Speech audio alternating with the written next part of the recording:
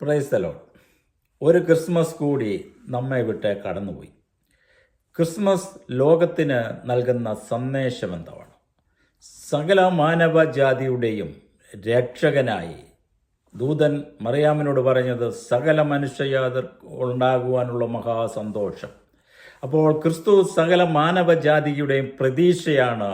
ഒരു രക്ഷകനെ കാത്തിരുന്ന സകല മതങ്ങൾക്കും പ്രതീക്ഷ നൽകിക്കൊണ്ട് ഒരു രക്ഷകൻ പിറന്നു. അത് സകല മാനവജാതിക്കും വേണ്ടിയുള്ളതാണ് ക്രിസ്തു.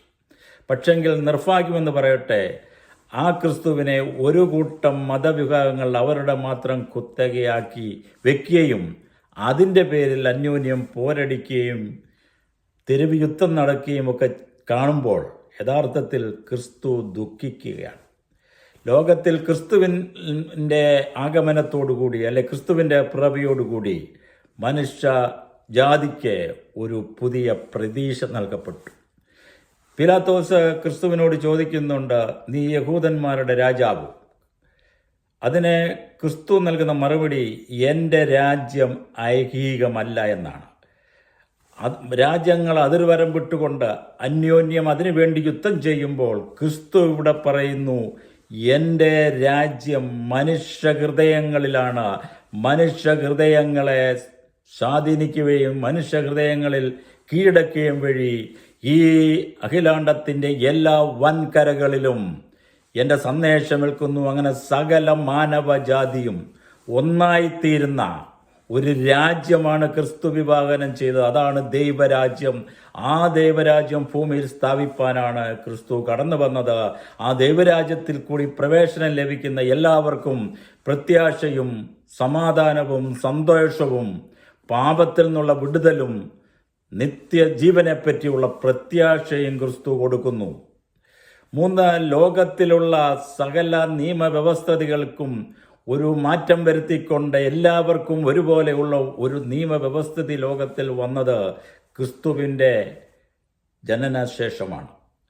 അപ്പോൾ നിർഭാഗ്യമെന്ന് പറയട്ടെ, ഈ ക്രിസ്തുവിനെ നമ്മൾ നമ്മുടേതായ ബുദ്ധിയിൽ ഒതുക്കി നിർത്തിക്കൊണ്ട് ഈ ക്രിസ്മസ് ആഘോഷിക്കുമ്പോൾ യഥാർത്ഥത്തിൽ നമ്മൾ ലോകത്തിന് കൊടുക്കുന്ന സന്ദേശം ക്രിസ്തുവിൻ്റെ സന്ദേശമല്ല.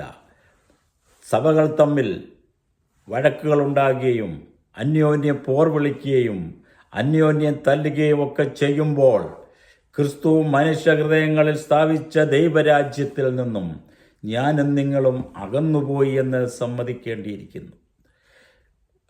അപ്പോസ്തല പ്രവൃത്തിയിൽ ജാതീയനായ കൊർന്നല്യോസിൻ്റെ മാനസാന്തരത്തിനോടുള്ള ബന്ധത്തിൽ കൊർന്നല്യോസ് വന്ന് പത്രോസിൻ്റെ കാൽക്കൽ വീഴുമ്പോൾ പത്രോസ് പറയുന്ന ഒരു കാര്യമുണ്ട്, ഞാനും നിന്നെ പോലെ സമസ്വഭാവമുള്ള ഒരു മനുഷ്യനാണ്.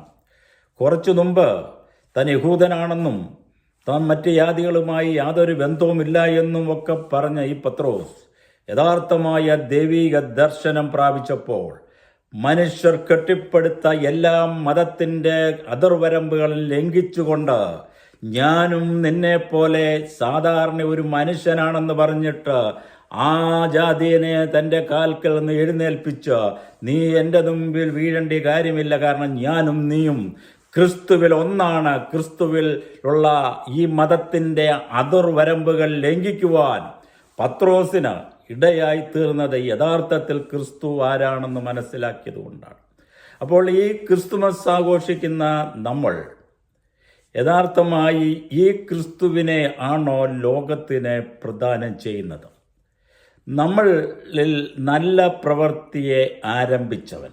നല്ല പ്രവൃത്തി എന്ന് പറഞ്ഞാൽ യഥാർത്ഥത്തിൽ എന്താണ് നാം മീൻ ചെയ്യുന്നത്? പ്രാർത്ഥിക്കുന്നത് നല്ല കാര്യമാണ്, ഉപവസിക്കുന്നത് നല്ല കാര്യമാണ്, കൊടുക്കുന്നത് നല്ല കാര്യമാണ്.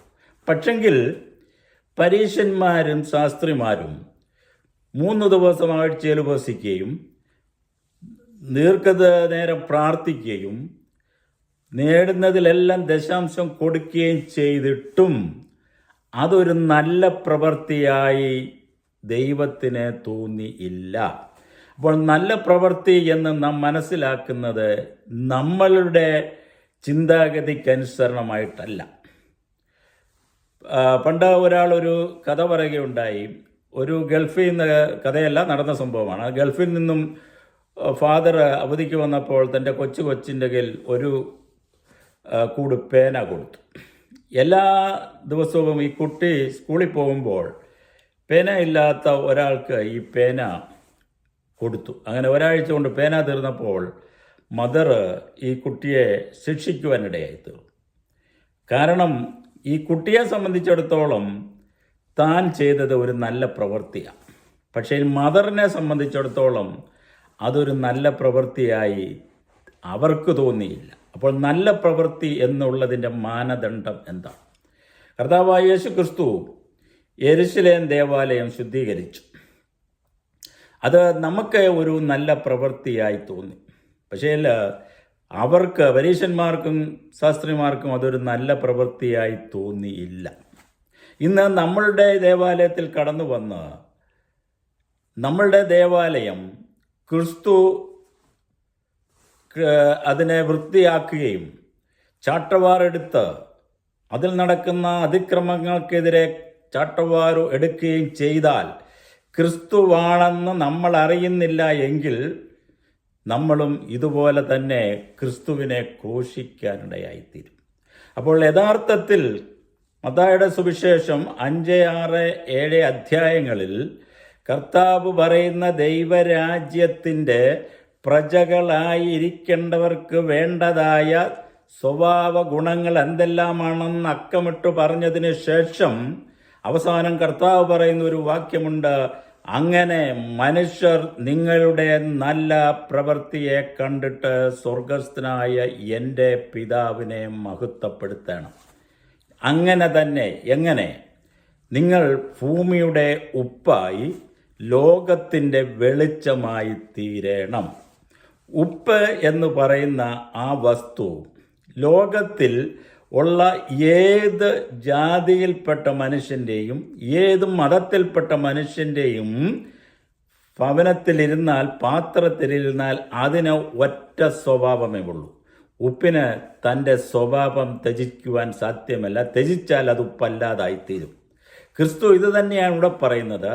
മനുഷ്യജാതിക്ക് വേണ്ടി ഒരു നല്ല മനുഷ്യനായി നീ ഇരിക്കുമ്പോൾ നിന്റെ സ്വഭാവം അത് ഒരു കൂട്ടരുടെ അല്ലെ, ബന്ധിക്കോസുകാരുടെ അടുക്കലോ യാക്കോബക്കാരൻ്റെയോ മർത്തോമക്കാരൻ്റെയോ CSIക്കാരൻ്റെയോ ഹിന്ദുവിൻ്റെ സ്വഭാവം അനുസരിച്ച് അവനവൻ്റെ മതത്തോടുള്ള ബന്ധത്തിൽ മാറുന്നതല്ല മനുഷ്യ സ്വഭാവം. ദൈവമക്കളായിരിക്കുന്ന മനുഷ്യജാതിയായിരിക്കുന്ന മനുഷ്യന് എവിടെയായിരുന്നാലും ആ മനുഷ്യൻ്റെ സ്വഭാവത്തിന് മാറ്റം വരുത്തുവാൻ സാധ്യമല്ല. അങ്ങനെ മാറ്റം വന്നതാണ് ഇന്ന് ക്രിസ്തീയ ഗോളത്തിൽ, ക്രിസ്തീയ സഭയ്ക്ക് വന്ന ഏറ്റവും വലിയ വീഴ്ച എന്ന് പറയുന്നത്. അതുപോലെ തന്നെയാണ് ക്രിസ്തു പറഞ്ഞത്, നിങ്ങൾ ലോകത്തിൻ്റെ വെളിച്ചമാകുന്നു.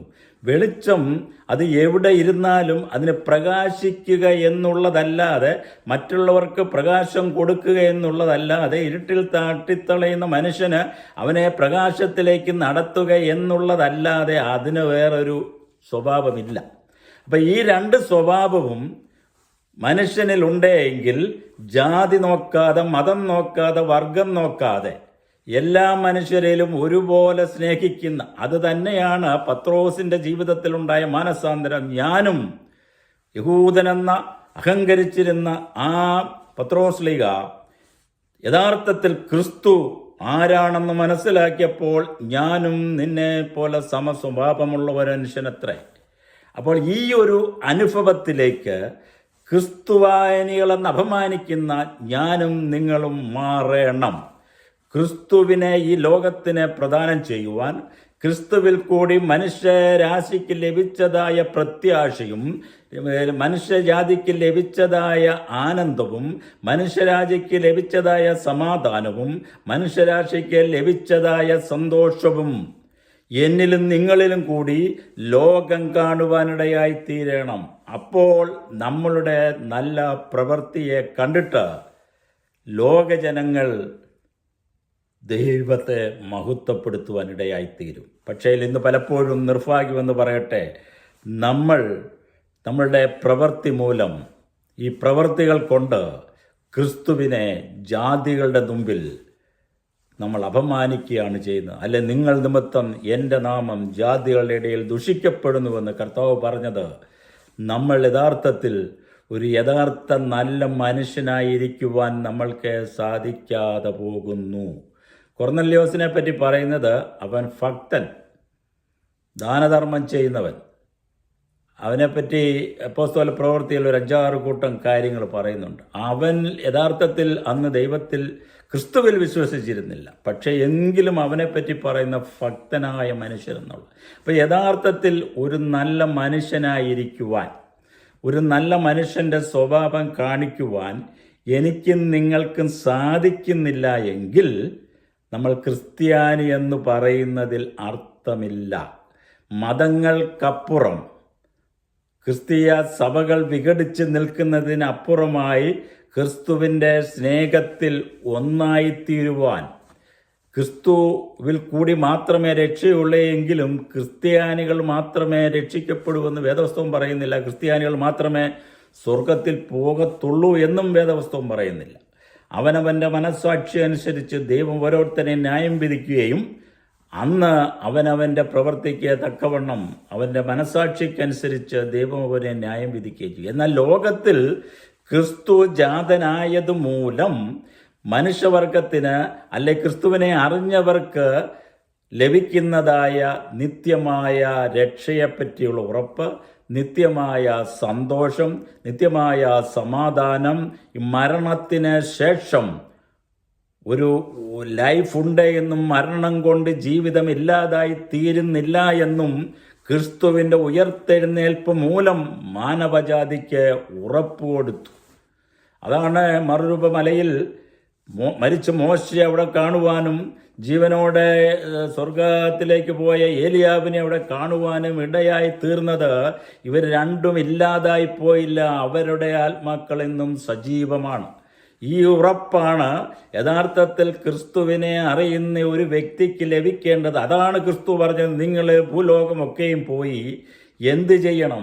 ഈ സന്തോഷം, ഈ രക്ഷയുടെ വചനം നിങ്ങൾ അറിയിക്കണം. പക്ഷെ നമ്മൾ പലപ്പോഴും നമ്മുടെ മതത്തിൻ്റെ ഉള്ളിൽ ക്രിസ്തുവിനെ കെട്ടിയിട്ടിട്ട് നമ്മുടെ മതത്തിനപ്പുറത്തുള്ള ആരോടും നമ്മൾക്ക് സഹകരിക്കുവാനോ അവരെ സ്നേഹിക്കുവാനോ കഴിയാതെ വണ്ണം സങ്കുചിതമായ മനസ്ഥിതിയുടെ ഉടമകളായി നമ്മൾ മാറി.